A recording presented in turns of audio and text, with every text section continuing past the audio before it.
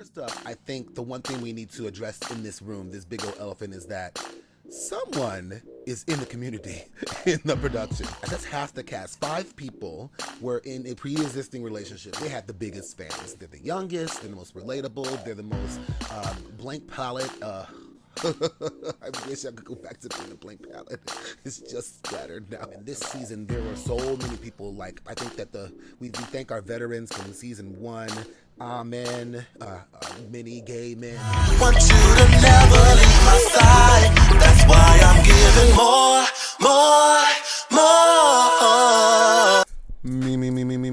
Me. Ohio, it's your boy Don Cortez, aka the Mayor of Nichome, and we're back with the first actual video of 2006. As you guys, or some of you, have been watching my reels and some of the Instagram posts, I've been focusing on the coverage of The Boyfriend Season 2. It's just so exciting, and it's a very hot topic, or was a hot topic. It just finished the season a couple of weeks ago. They've been doing the press tour rounds and things like that. So today I just wanted to kind of go through what I was doing on the quick read and kind of give the results of the quick read, but I also want to get into some hot topics that I feel they didn't cover in the reunion episodes and things like that. And they're kind of hot topics because I think overall in the community, these are things that should be addressed and things that we should be thinking about for the people who are single or people who are polyamorous.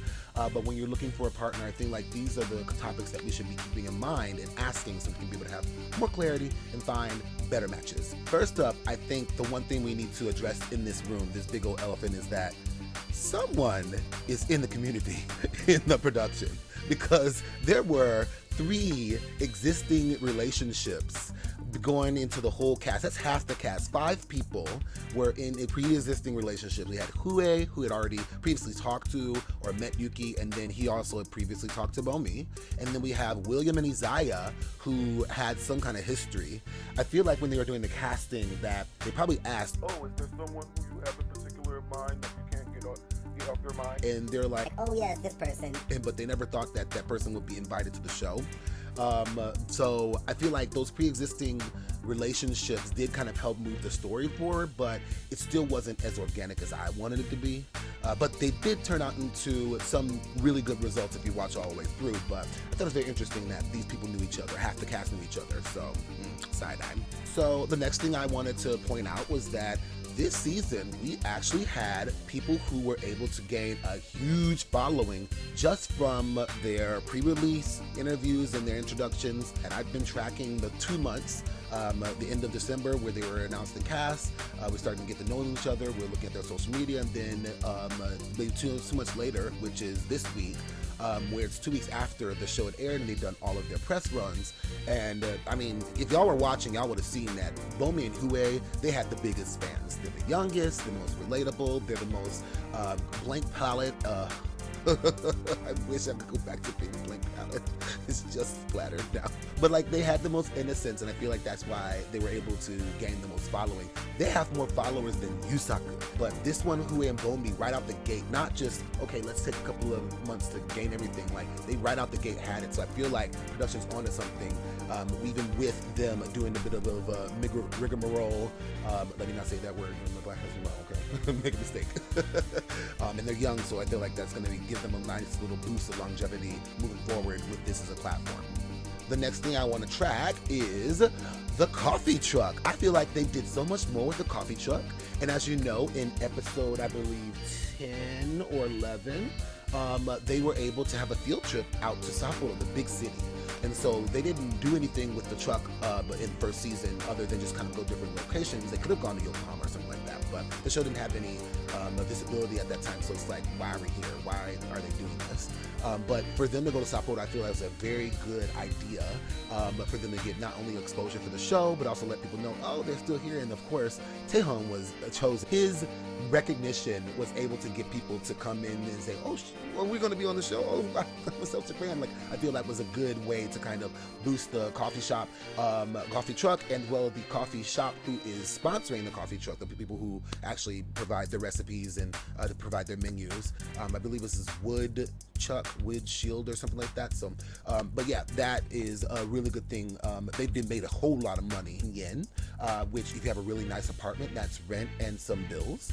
Obviously, with the popularity that I mentioned with Bomi and Hue, they've been on the truck the most, and they made a lot of money. Between those two alone, more than 75,000 yen. So that's about a third, or a little bit less than a third, or a little more than a third, of the total earnings. But I say bravo for them because they did use that truck as a way for them to not just have the boys talk to each other, but as a way to also promote the show, because I'm sure they're wanting to put more seasons out there and kind of let people know, yeah, we're gonna be in this for a little while. The next thing I'd like to mention is that this season I incorporated something new. Last season it was just me with no face. This time I put my face into the reels, and I also asked some of the Nichomi citizens, because I know y'all don't like hearing me talk all that much. No, I'm just kidding. I mean, it's good to have unbiased opinions and see what people are thinking watching the show as they go, or watching the show and getting their thoughts together, like seeing what kind of person on the show actually mimics what their actual type is. So I'm thankful for, and everyone thank you for providing some feedback, because I feel like that was able to let the audience know where the dial was. As you can see, Jobu has the most popularity. He's the one who people were rooting for the most, and I feel like he's super relatable. He's like right that in the middle of that threshold. He's 26, 27, Kazuki's like 40, and then you've got Yuki at 20 or 20 right down here, so he's like right in the middle where people are like, I remember that age. And I feel like, because I always say it, the best ones come from Osaka. Osakans have a different light about them, a different air about them. They're speakers, and yeah, that is something I was glad to be able to hear from people other than myself. If you ask me personally, I would have said Kazuyuki, because I feel like he had the most wisdom.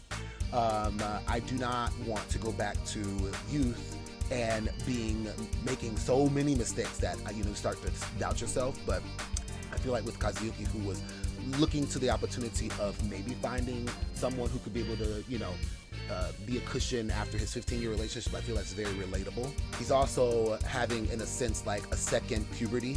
Like he's placing himself in this 2020s era where he had actually been dating and knowing a lot more in the late 1990s and the early 2000s. So I feel that's good for him. But I do like the fact that people were able to share what they thought about the people on the cast, and to kind of get some more perspective about what people think about the show. To the plate du jour, which is the points. So I use the same type of point system that I used last year, where if you do something that's kind of like surface level but still notable, like very important, there's like half points, and then things that are a lot more notable and like more important, something you have to actually push yourself out of the comfort zone to do and show, with 1 point, and if you got coupled, you get the most points.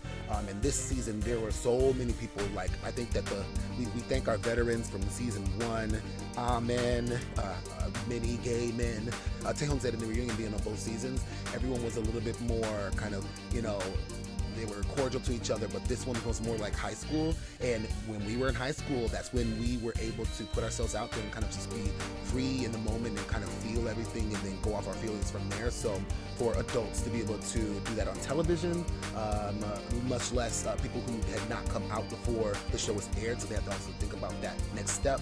I feel like they gave us a lot of material and a lot of topics to work with, but as you can see, with the popularity from the co-citizens cosign, Jobu's got the most points. He put himself the most out there.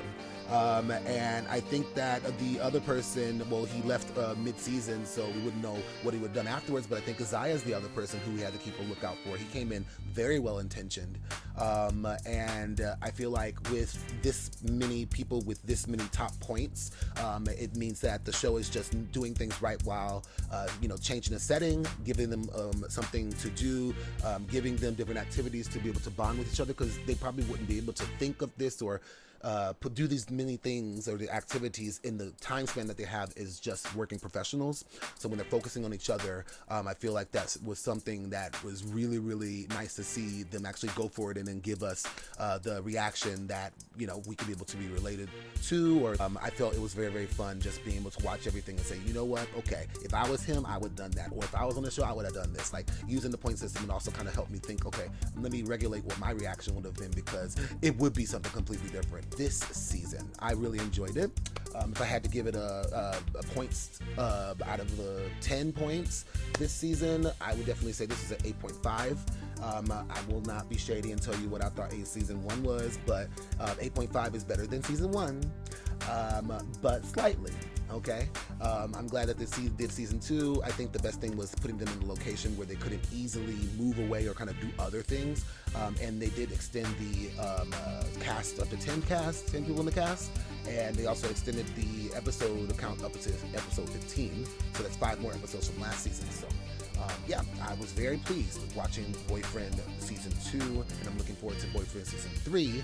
I have someone already, so I cannot sign up, or I can do what Kazuyuki did, which I'll get into later. But yeah, that was my thoughts on Boyfriend season 2. Great job, everyone. Please use your platform for good. Please be careful, because there's a lot of people with a lot of attention on you right now. So make sure you keep things that you need to have private, and then keep things that you need to have public separate as much as you can, but still be your authentic selves. And bravo for a great season 2. Anyways, that's it for today. Thank you for watching. If you watched up until this point, or if you just watched up until certain little points, please make sure you give that a like, a subscribe, and a share, because I'm sure there's someone who wants to hear some of those opinions and some of those topics that I mentioned previously, and or they may want to watch the reels that I put into my highlights on Instagram.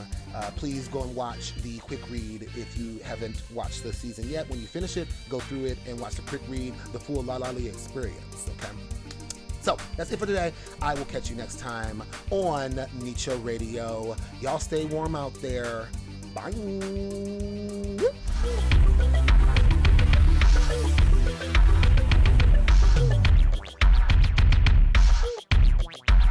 Don't think I forgot what y'all really wanted to know. As a bonus, I will share what I think the positions of each Boyfriend 2 cast member is. This is based on mannerisms, how they shared their wants, desires, and reactions on the show, and information I personally gained from citizens as the mayor of Nichome. I didn't want to focus on this information in the main part of the video because it should be irrelevant, but since Grindr and Sniffy serve as life advisors for the majority of you, y'all need this information to be even moderately interested in this blooper. Note that if true, only the truly lucky will ever know. The proof of 3 couplings provide insight that there could be a nice balance. I wonder if that is a field on the audition application. Tell me if you agree with the chart above in the comments below.